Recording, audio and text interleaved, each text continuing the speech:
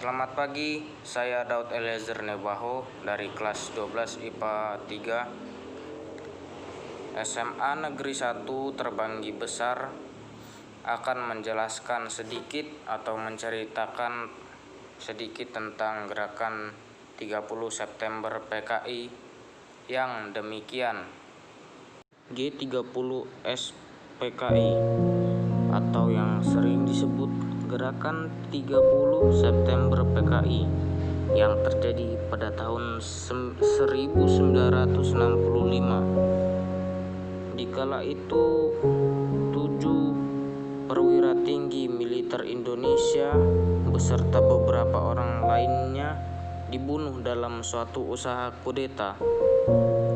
Namun, suatu pengkhianatan terbesar yang dialami bangsa Indonesia, Gerakan 30 September 1965 ini terjadi pada malam hari.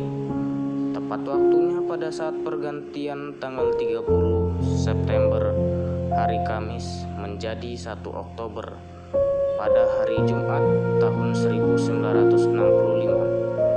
Tepat pada tengah malam itu juga melibatkan pasukan Cakrabirawa dan anggota Partai Komunis Indonesia atau PKI. Gerakan ini bertujuan menggulingkan pemerintah Indonesia Soekarno dan menginginkan pemerintah Indonesia menjadi pemerintahan yang komunis.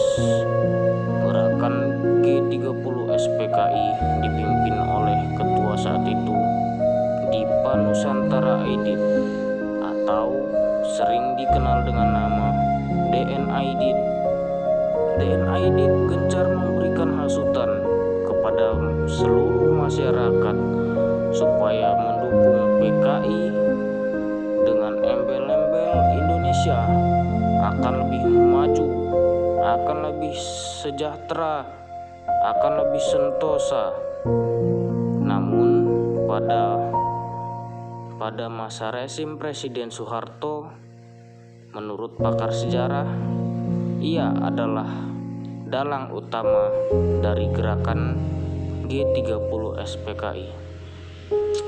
Gerakan G30 SPKI bergerak atas satu komando yang dipimpin oleh Komandan Batalion 1 Cakrabirawara, Letnan Kolonel Untung Samsuri.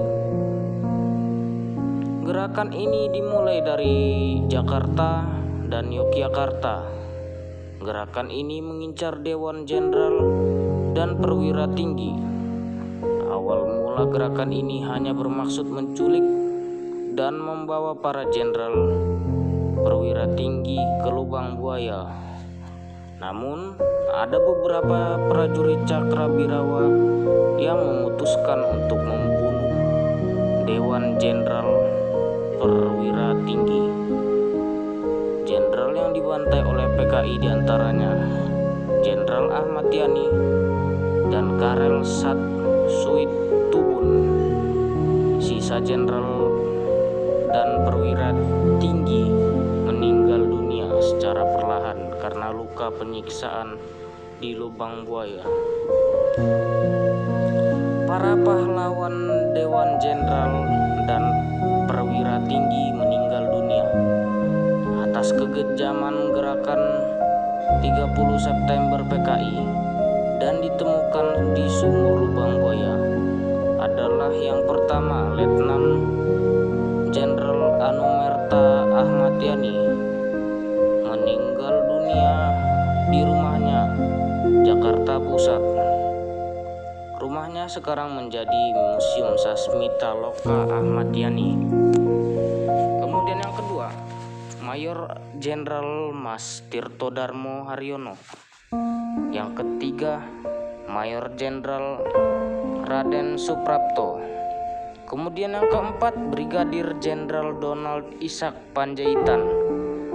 Yang kelima, Mayor Jenderal Siswondo Parman.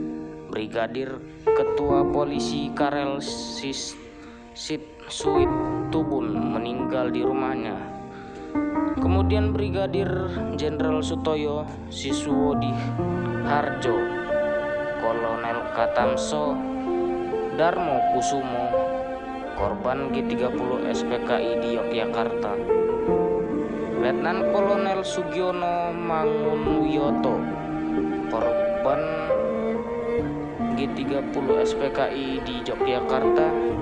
Yang ke-10, Ade Irma Suryani Nasution, putra dari Abdul Haris Nasution, ini meninggal saat kejadian tersebut.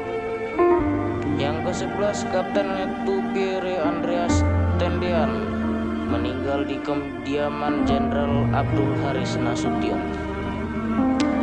Atas kejadian yang membuat luka bangsa Indonesia, rakyat menuntut kepada Presiden Soekarno supaya membubarkan Partai Komunis Indonesia (PKI). Dengan rasa terpaksa, akhirnya PKI menjadi kekuatan bagi Presiden Soekarno dalam aksi Ganyang Malaysia dibubarkan. Selanjutnya, Presiden Soekarno memberikan mandat pembersihan semua struktur pemerintahannya kepada Mayor Jenderal Soeharto yang terkenal dengan Surat Perintah 11 Maret 1966. Surat pernyataan tersebut berisi mengenai pengaman diri pribadi Presiden, pengaman jalannya pemerintahan, pengaman ajaran Presiden, dan pengaman wibawa Presiden.